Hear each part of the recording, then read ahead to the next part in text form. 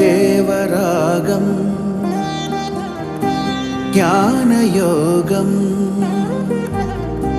వ్యాసపీఠం బహువేదశాస్త్రం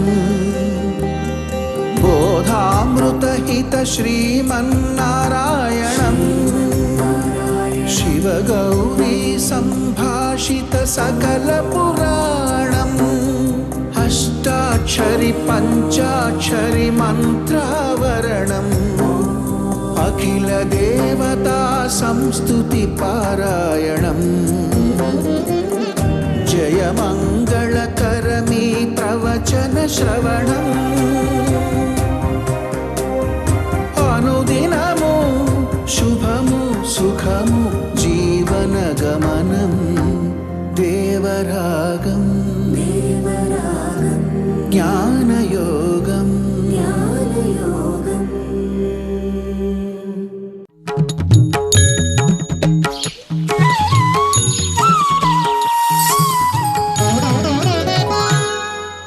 ఆపదామపహర్తారం దాతారం సర్వసంపదాం లోకాభిరామం శ్రీరామం భూయో భూయో నమామ్యహం.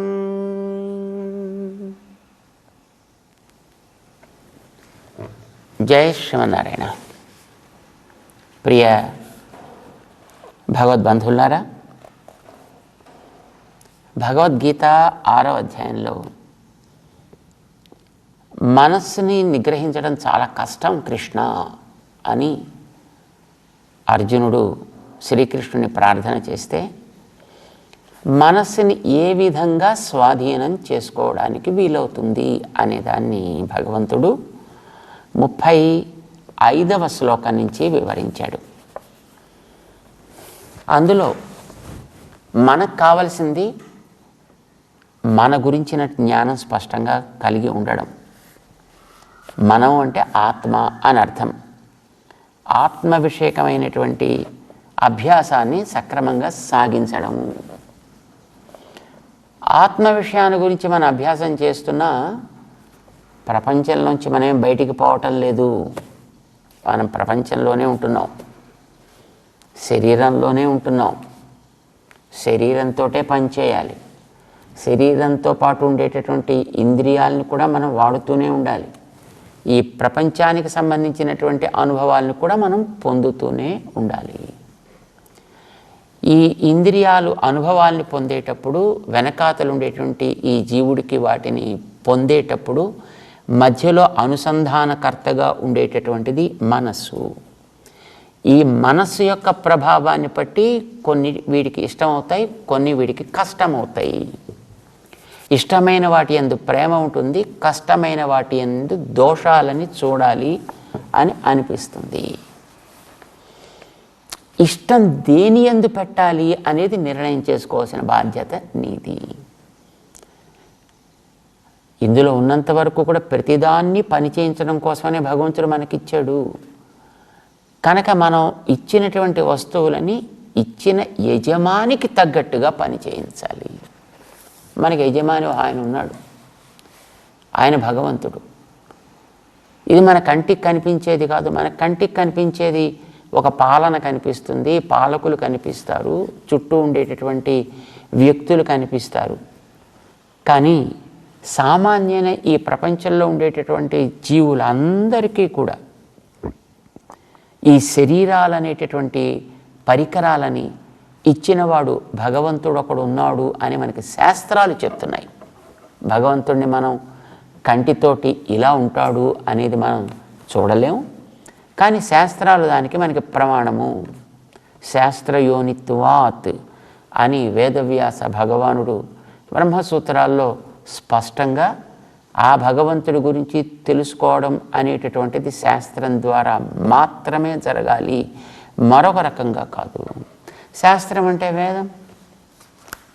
వేదాలు చెప్తున్నాయి భగవంతుడు అనేవాడు ఒకడు ఉన్నాడు, ఆయన నారాయణుడు, ఆయన ఈ లోకంలో అనేక రూపాల్లో వస్తాడు ఆయా సమయానికి తగ్గట్టుగా అజాయమాన బహుధా విజాయతే, ఆయనకి జన్మ అనేది అవసరమేమీ లేదు. కానీ ఈ ఏర్పరిచినటువంటి ప్రపంచంలో ఉండే జీవుల ప్రవృత్తులలో కలిగే మార్పులని బట్టి, వాళ్ళ ఆలోచనల్లో ఏర్పడేటటువంటి ప్రవృత్తిని బట్టి వాటిని ఎప్పుడైనా సవరించవలసి వచ్చినప్పుడు తానే బహుధా విజాయతే, అనేక రూపాల్లో తాను ఈ లోకంలోకి వస్తూ ఉంటాడు. రావడం కాదు, పుడుతూ ఉంటాడు. పుట్టుక అవసరం లేనివాడు పుడతాడు, పని చేయాల్సిన అవసరం లేనివాడు పనులు చేస్తాడు. అలా చేయడం కోసం వచ్చినటువంటి వాడే కృష్ణుడు కూడా. ఆ కృష్ణుడే ఇప్పుడు అర్జునుడికి ఎదురుకుండా నిలబడి ఉన్నాడు రథంలో. ఆయన చెప్తున్నాడు ఇది ఏం చెయ్యాలి, ఎలా చెయ్యాలి అనేటటువంటి దాన్ని. యజమానికి తగ్గట్టుగా నువ్వు వీటిని, నీకు ఇచ్చిన పరికరాలను వాడుతున్నంత వరకు there is no problem at all. నీకు ఇచ్చినటువంటి దేహం చెడ్డది కాదు, నీకు ఇచ్చిన ఇంద్రియాలు చెడ్డవి కావు, నీకు ఇచ్చినటువంటి సుఖాలు చెడ్డవి కావు, నీ చుట్టూ ఉండేటటువంటి పరిజనము చెడ్డది కాదు. వానికి తగ్గట్టుగా ఉపయోగపడుతూ ఉన్నంత వరకు కనుక ఈ ప్రపంచాన్ని మనం వాడుకోవాలి, ఈ ప్రపంచంలో మనం ప్రవర్తించాలి కూడా. ఎందుకంటే ఇచ్చినవాడు ఎప్పుడు కూడా తెలివి తక్కువగా దేన్ని ఇవ్వలేదు కూడా. కానీ ఇచ్చిన ప్రతిదీ ఒక్కొక్క ప్రయోజనాన్ని ఆశించే ఇచ్చాడు కనుక దానికి తగ్గట్టుగా నువ్వు వాటిని వాడాలి. అయితే ప్రపంచంలో ఉండేటువంటి వస్తువుల్లోనూ ఏది తీసుకోవాలో ఏది త్యాగం చేయాలో తెలియాలి. తిరుప్పావైలో గోదాదేవి చాలా అందంగా ఈ విషయాన్ని ఒక పాటలో పాడుతుంది. కీழ்వానం అనే ఒక పాసురం, 8వ పాసురం. అందులో చాలా అందంగా చెప్తుంది. అది ఒక గోపిక యొక్క గృహం దగ్గరికి వచ్చారు. ఆ గోపికని మేల్కొల్పేటటువంటి ఒక సన్నివేశం. దాన్ని వివరిస్తూ గోదాదేవి ఆ ఇంట్లో బోళ్ళన్ని గేదెలు ఉన్నాయి. ఆ గేదెలు మంచి పుష్టికరమైనటువంటి గేదెలు, మంచి పుష్టి కలిగినటువంటి గేదెలు, చక్కటి పాలిచ్చే గేదెలు. ఏం చేస్తారా ఇంటి వాళ్ళు? ఆ గేదెల్ని తమ దగ్గర అట్టే పెట్టుకుంటారు. తెల్లవారగానే వాటిని పచ్చిక బయలు మీదకి వదులుతారు. అవి కాస్త పచ్చగడ్డి మేసిన తర్వాత మళ్ళీ ఇండ్లల్లోకి వాటిని రాణిస్తారు. అవి ఇచ్చేటటువంటి పాలని మాత్రం తీసుకుంటారు. తిరిగి గేదెల్ని పెద్ద మేత కోసం అడవిలోకి వదిలేస్తారు. తమాషాగా చెప్తుంది, సాంకేతికంగా చెప్తుంది గోదాదేవి ఓ అందమైనటువంటి పాటలు. అంటే వాళ్ళకి బోళ్ళని గేదెలు ఉన్నాయి. గేదెలన్నీ నల్లగా ఉంటాయి. సామాన్యంగా నల్లగానే ఉంటాయి. ఇంకా ప్రపంచంలో ఎక్కడైనా ఏదైతే ఇతర రంగుల్లో ఉంటాయో మనకి తెలియదు. కానీ నల్లగా ఉంటాయి కనుక అవి తమో గుణానికి సంకేతాలు. కానీ అవి ఇచ్చేటువంటి పాలు మాత్రం పుష్టికరమైనటువంటివి. ఆ పాలు సత్వానికి సంకేతం. సత్వాన్ని ఇస్తాయి, కానీ అవి తామసిక వస్తువులు. పాలు తీసుకో, గేదెల్ని వదిలిపెట్టేసాయి. గేదెల్ని అడవిలోకి మేత కోసం వదిలిపెట్టు, అవి ఇచ్చే పాలు మాత్రం నువ్వు తీసుకో. అవి ఉపయోగపడతాయి. దేనికి ఉపయోగపడతాయి అంటే కృష్ణుడి కోసం ఉపయోగపడతాయి. కృష్ణుడికి అర్పించడానికి కావలసినటువంటి పాలని, పెరుగుని, వెన్నని, నేతిని వీళ్ళు తయారు చేసుకోవడానికి కోసం అవి ఉపయోగపడతాయి. ఆ రకంగా ఉపయోగపడుతున్నంత వరకు కూడా ఆ గేదెల్ని వీళ్ళు పోషిస్తూ ఉంటారు. సో గేదెలు మంచివే. కృష్ణుడి కోసం ఉపయోగపడేటట్టు ఉన్నంత వరకు అవి మంచివి. అవి ఇచ్చే పాలు తీసుకోవాలి, వాటిని తర్వాత మేత కోసం వదిలిపెట్టాలి. ఇది గొల్ల పిల్లల గురించి చెప్పింది కనుక తమాషాగా మనకి బాగుంది, అందంగా ఉంది. మామూలుగా మనం చేసే పనే అది కదా. కానీ ఇందులో ఒక అందమైనటువంటి ఒక సంకేతం ఉంది. మన చుట్టూ ఉండే ప్రపంచం ఇదంతా ఒక పెద్ద అడవి అని అనుకుందాం. ఈ అడవిలో మనం నివసిస్తున్నాం. మన దగ్గర గేదెలు ఉన్నాయి. గేదెలు మన చుట్టూ ఉండేటటువంటి అనుభవించేటటువంటి భోగ్య వస్తువులు. ఇవి మనకి రకరకాలైనటువంటి ఆనందాన్ని ఇస్తాయి. అవి అనుభవించాలా వద్దా? అంటే వస్తువులు అనుభవించాలి, కానీ ఎంతవరకు అవి పాలు ఇచ్చినంత వరకు అనుభవించాలి. అంటే పాలు ఇచ్చేటప్పుడు పాలని నువ్వు తీసుకోవాలి తప్ప గేదెలు నీకు అవసరం లేదు. గేదెలు నువ్వు పోషిస్తూ ఉండాలి మంచిగా. కృష్ణుడికి ఉపయోగపడే పాలు ఇచ్చినంత వరకు వాటిని పోషించాలి. కానీ అప్పుడు కూడా వాటిని మేత కోసం వదిలిపెట్టాలి అడవిలోకి. ఈ ప్రకృతిలో ఉండేటటువంటి రకరకాలైనటువంటి వస్తువులన్నీ తామస వస్తువులు. అసలు ఈ ప్రకృతే తామస ప్రవృత్తి కలిగినటువంటిది అని అంటారు. ప్రకృతిని భూమి కదా, మన చుట్టూ ఉండే భూమి, భూమి మీద ఉండే కొండలు, చెట్లు, పంటలు, తిండి, ఆహారం. సో ఇవన్నీ కూడా ఈ ప్రకృతి సంబంధమైనవి. ఇవన్నీ కూడా తమో గుణాన్ని కలిగినవి. ఇది ఇరుళ్ తరు మా జ్ఞాలం అని అంటారు ఆళ్వార్లు వారి ప్రబంధాల్లో. ఇరుళ్ తరు అజ్ఞానాన్ని ఇచ్చేటటువంటి మా జ్ఞాలం. ఇది ఒక గొప్ప ప్రపంచం. ఇది ప్రకృతి. ఇది ఏమిస్తుంది? అజ్ఞానాన్ని ఇస్తుంది. తమో గుణానికి ప్రతీక ఈ ప్రకృతి. తమస్సునిస్తుంది. కానీ అందులో సత్వాన్ని ఇచ్చేటటువంటి యోగ్యత కూడా ఉంది. మనకి తిండి చెడ్డది కాదు, నీరు చెడ్డది కాదు, బట్ట చెడ్డది కాదు, మనం ఏ వస్తువు ప్రపంచంలో చెడ్డది కాదు. దాని ఉపయోగం సవ్యంగా సాగుతున్నంత వరకు ప్రతిదీ మంచిదే కదా. ఏ వస్తువు మనకి దీంట్లో పనికిరాంది అని ఏది పనికిరాందంటూ లేనే లేదు. అయితే దాన్ని మనం మంచికి వాడుతున్నామా, చెడుకి వాడుతున్నామా? మంచి చేసేవారిని ప్రోత్సహించడానికి వాడుతున్నావా, మంచి చేసేవారిని హింసించడానికి వాడుతున్నావా? దాన్ని బట్టి ఆ వస్తువుల యొక్క స్వభావాన్ని నిర్ణయం చేస్తుంటారన్నమాట. ఏ వస్తువు చెడ్డది కాదు, కానీ వాటి నేచర్ తమస్సునిచ్చుట. అంచేత అవి గేదెలతో పోల్చారు. వాటిని నల్లగా ఉంటాయి, నలుపు తమస్సుకి గుర్తు. కనుక ఈ ప్రపంచంలో వస్తువులన్నీ తామస వస్తువులు. అన్నం కూడా తామస వస్తువే. కానీ ఆ అన్నాన్ని మరి శరీర పోషణ కోసం అవసరం కనుక నువ్వు ఆస్వాదించాలి, దాన్ని నువ్వు తినాలి. కానీ అది తినేటప్పుడు ఆ అన్నాన్ని ఎవరికి అందేటట్లు నువ్వు దాన్ని స్వీకరిస్తున్నావో తెలుసుకుని స్వీకరించు. అహం వైశ్వానరో భూత్వా ప్రాణినాం దేహమాశ్రిత. నేనే లోపలుండి నీ యొక్క పచన శక్తిని పెంచుతున్నా. నువ్వు లోపల పంపించే వాటన్నిటిని కూడా జీర్ణం చేసి నీ దేహానికి శక్తిగా నేనే పరిణమింపచేస్తున్నా అన్నాడు భగవంతుడు 15వ అధ్యాయంలోకి వెళ్ళిన తర్వాత. చేత లోపల వాడు ఒకడు ఉన్నాడు, గుర్తుపెట్టుకో. కనుక నువ్వు తెచ్చిన వస్తువుని వాడికి అందిస్తున్నాను అని నువ్వు ఇచ్చినంత వరకు అది మంచిది. అలా గుర్తించి అందించడం అనేటటువంటిది అది ఆ వస్తువు ఇచ్చేటటువంటి ఆ తామస వస్తువు ఇచ్చే పాల వంటిది. ఆ భావనతోటి నువ్వు తీసుకోవాలి. తీసుకున్నంత వరకు అది మంచిదే. అన్నం మంచిదే అవుతుంది, త్రాగే నీరు మంచిదే అవుతుంది, కట్టే వస్త్రం మంచిదవుతుంది, చేసే సంపాదన మంచిదవుతుంది, పొందే సుఖము మంచిదవుతుంది. ఇది ఆ గేదెలు ఇచ్చేటిని పాలతో పోలుస్తారనమాట తమాషాగా. సో ప్రపంచంలో ఏది చెడ్డది కాదు. ఇచ్చిన యజమాని అయినా దానికి తగ్గట్టుగా నువ్వు వాడాలి అనేటటువంటి సారాంశం దీంట్లో. సో ఇప్పుడు నువ్వేం చేయాలి?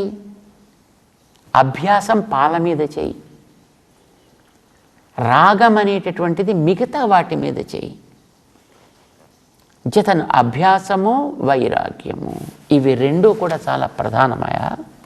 అభ్యాసేన తు కౌంతేయ వైరాగ్యేణ చ గృహ్యతే అసంశయం మనః చలం అధ్రువం.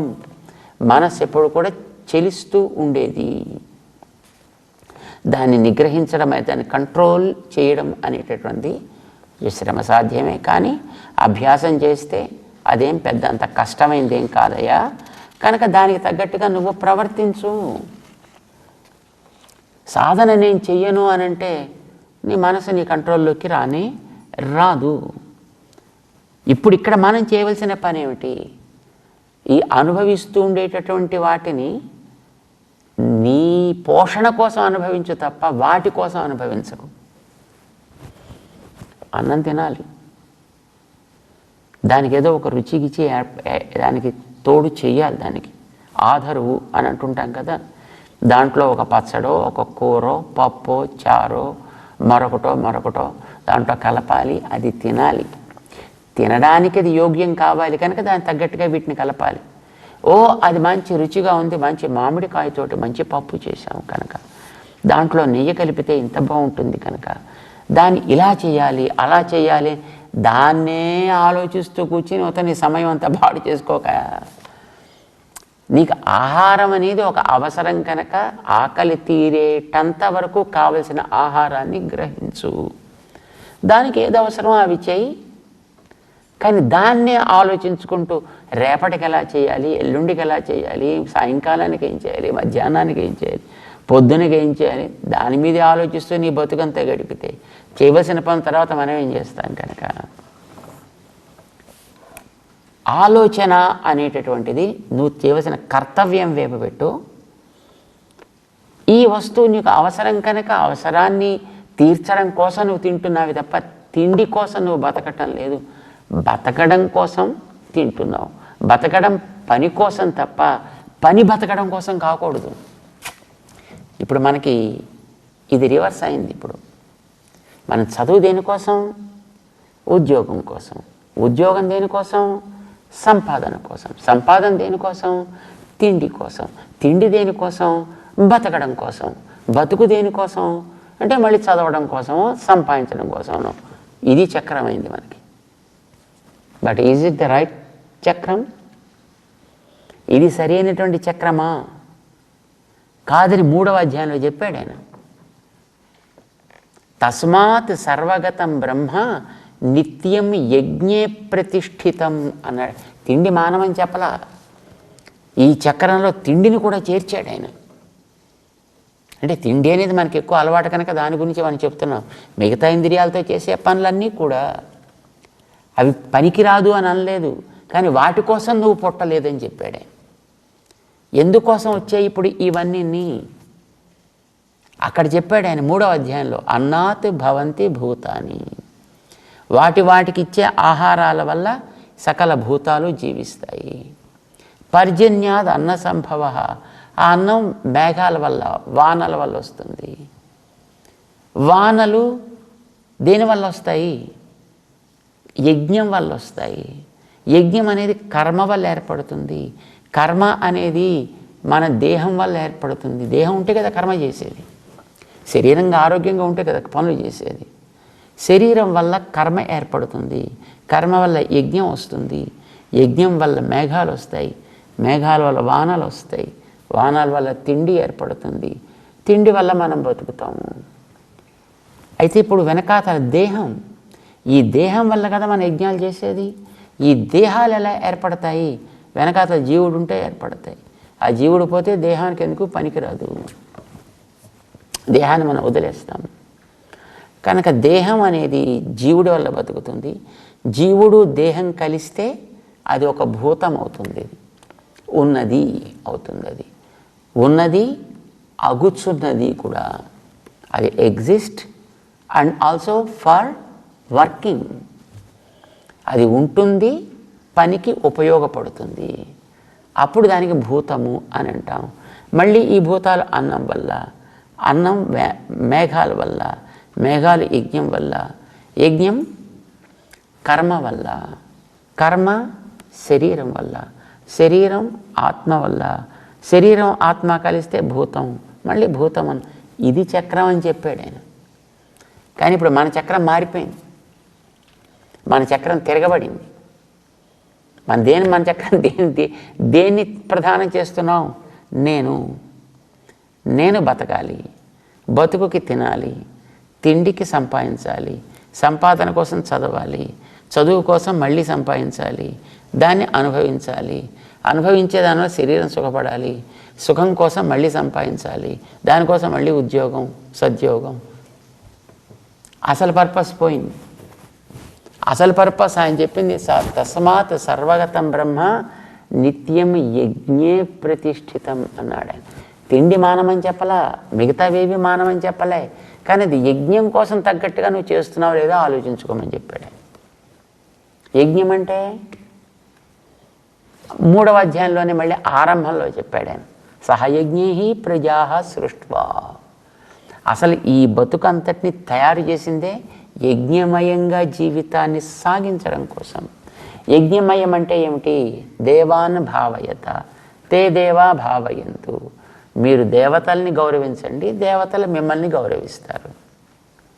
అంటే దేవతలంటే ప్రకృతిలో ఉండేటటువంటి మన చుట్టూ బ్రతుక్కి ఆధారమైన శక్తి విశేషాలన్నీ దేవతలే.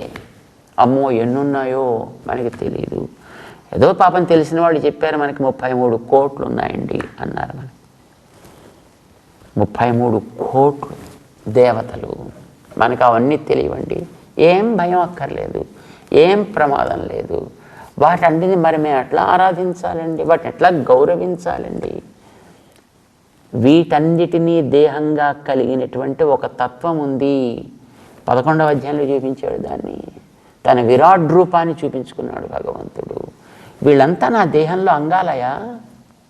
వేదమే ఈ విషయాన్ని స్పష్టంగా చెప్పింది. స ఆత్మా అంగా అన్యన్యా దేవతా. ఈ దేవతల 33 కోట్ల మంది కూడా దేహము. ఆ దేహాన్ని కలిగినవాడు ఆత్మ. ఆ ఆత్మ నేనేనయ్యా. అహమాత్మా గుడాకేశ సర్వభూత ఆశయ స్థిత. ఈ సకల భూతాలని కూడా లోపల ఆత్మగా ఉండి నడిపేవాడిని నేనేనయ్యా. కనుక నన్ను తెలుసుకుంటే మొత్తం అన్నీ తెలిసినట్లే. చూడండి, మనం ఆ వ్యక్తికి ఇష్టమయ్యేటట్టు ప్రవర్తించామనుకోండి, ఆ వ్యక్తిలో తలకి ఇష్టమయ్యేటట్టు, ముక్కుకి ఇష్టమయ్యేటట్టు, మూతికి ఇష్టమయ్యేటట్టు, కాలుకి ఇష్టమయ్యేటట్టు, చేతికి ఇష్టమయ్యేటట్టు మనం వేరే ఏం చేయక్కర్లేదు కదండి. ఆ వ్యక్తికి ఇష్టమయ్యేటట్టు ప్రవర్తించినట్లయితే ఆ వ్యక్తిలో ఉండేటటువంటి సర్వము ఇష్టమవుతుంది. ఆ సర్వము దేహంగా కలిగిన ఆత్మస్వరూపుడు ఆయన. నేనే అని చెప్పాడు భగవంతుడు భగవద్గీతలో. వేదాలు చెప్పాయి ఇదే విషయాన్ని. కనుక ఆయన యజమాని, ఈ మిగతావన్నీ కూడా ఆయనకి చెందినవి. కనుక ఇప్పుడు నువ్వు చేసేటప్పుడు ఆ భావంతో చేయి. అలా చేయగలిగితే దానికి యజ్ఞం అని పేరు. చేత యజ్ఞం అనే దాన్ని మూలాధారం చేసుకుని జీవితం సాగాలే తప్ప బతుకుని సంపాదనని మూలాధారం చేసుకునే జీవితం కాకూడదు.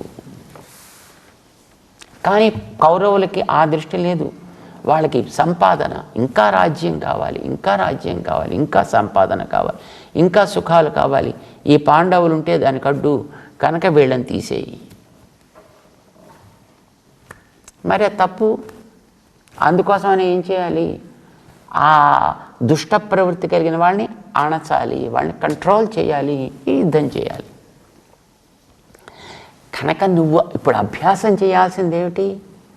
నీకు ఇచ్చినటువంటి యజ్ఞమయ జీవితాన్ని గడపడానికి ఏది ఆధారమో దాన్ని నువ్వు అభ్యాసం చేయాలి. ఏదది? సామ్య దృష్టి అని మనకి 29 నుంచి 29, 30, 31, 32 4 శ్లోకాల్లో చెప్పాడు. అన్నీ కనిపించే భూతాల్లో ఆత్మ అనేది ఉంది. అవన్నీ సమానమే. వీటన్నిటిని నడిపేవాడు వెనకాతలు ఉన్నాడు. ఆ వాడే నాలో కూడా ఉన్నాడు. కనుక ఎక్కడ ఎవడికి ఏది సుఖం కలిగినా దుఃఖం కలిగినా దానికి తగ్గట్టుగా తాను స్పందించగలిగిన వాడెవడో వాడు బుద్ధిమంతుడు. 4 శ్లోకాల్లో చెప్పాడు ఈ విషయాలని ఆయన. దీనికి సామ్య దృష్టి అని పేరు పెట్టాడు. సమదృష్టి కావాలి, సమతా దృష్టి కావాలి. ఈ సమతా దృష్టిని ఏర్పరచడం అనేటటువంటిది ఇప్పుడు మనం సాధించాల్సినటువంటి యోగము. ఈ యోగానికి నువ్వు చేయవలసినటువంటిది అభ్యాసము. దానికి ఏవేవి అడ్డొస్తాయో వాటి యందు నీకుండే రుచిని తగ్గించుకొనుట విరాగము. చేత వైరాగ్యేన చ అభ్యాసేన చ గృహ్యతే. ఈ సమతా దృష్టి నీలో ఏర్పడగలుగుతుందయ్యా, కనుక వాటిని ఆరంభం చేయి. దీనికి గతంలో చెప్పాడు ఆయన సాధనాలు ఎలా చేయాలో. ఎటు మనస్సు వెడుతుంటే ఆ వెళ్ళేదాన్ని ఏ విధంగా మళ్ళీ నీ లక్ష్యం వైపు తీసుకురావాలో మనకి గతంలో చెప్పి ఉన్నాడైనా. యతో నిస్సరతి మనః నిశ్చరతి మనః 26వ శ్లోకంలో ఇదే అధ్యాయంలో ఆయన చెప్పాడు. దాన్ని మనం చేయాలి, అది మనం నేర్చుకోవాలి. ప్రయత్నం చేద్దాం. జై శ్రీమన్నారాయణ.